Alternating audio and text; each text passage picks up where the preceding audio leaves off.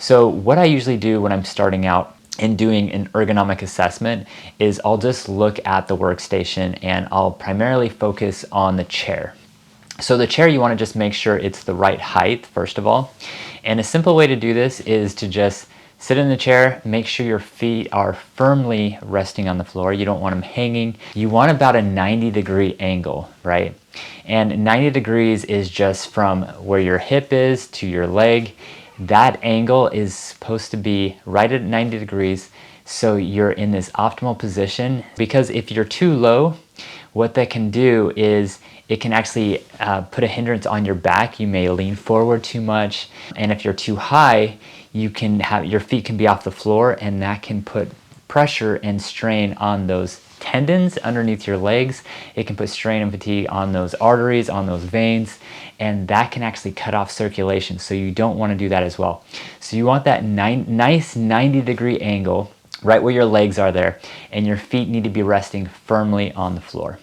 Most people don't have this perfect setup, but this is the #1 thing that I recommend.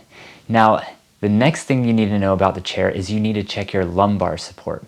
Now, what is lumbar support? It's just the area, if you can feel it right in your back, where your back dips in a little bit, right in your lower back. And if you don't have a chair that offers lumbar support, you can actually modify it temporarily by putting a pillow there.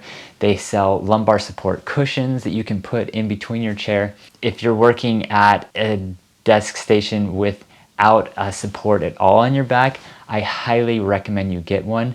It will put strain on your back over time. A lot of people were using these therapy balls for a period of time where they're just sitting on a ball, there's no lumbar support at all, and that's not a workstation that you want to be sitting at. You want that support. It's good for your back to rest it. Regardless of what people were saying in the past, there's new evidence that actually shows that you can strain yourself from sitting too long without having that lumbar support. So that's the chair position. You want to make sure you want that 90 degrees. You have a nice 90 degrees going up as well, right? So you want to make sure that your body is vertical to slightly reclined, because you don't want to be leaning forward because that can cause back strain.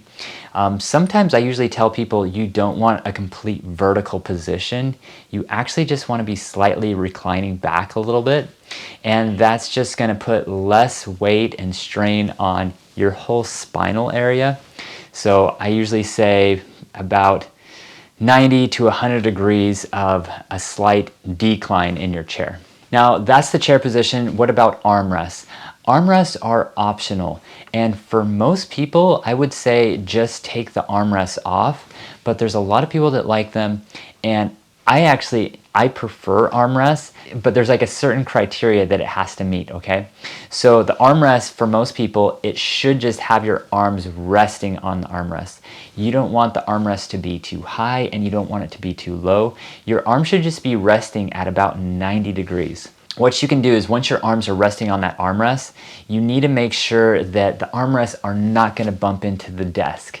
And that's the main issue, that they hit the desk and there's no way to move them out of the way. And then they're just stuck leaning forward because the armrests are hitting the desk. So for most people, just get rid of the armrest if you don't have a chair where you can fit it under the desk.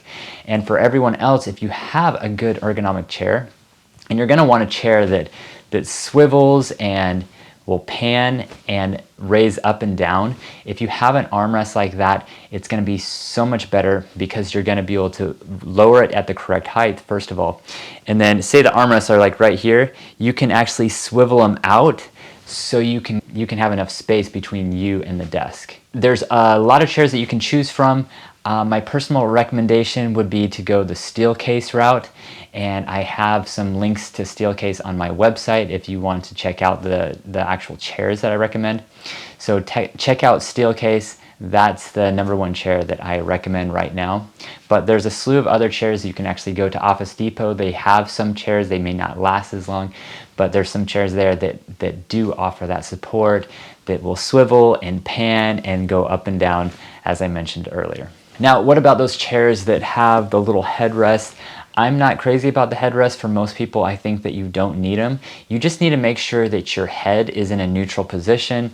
It's straight, it's not tilted forward, it's not tilted too far back. You just want to make sure it's nice and straight and looking forward at the monitor. But you want to just make sure your torso and your neck are in line, so you are in a nice, comfortable, neutral position. All right, guys, I hope you like this video, and I will catch you in the next one. Thanks.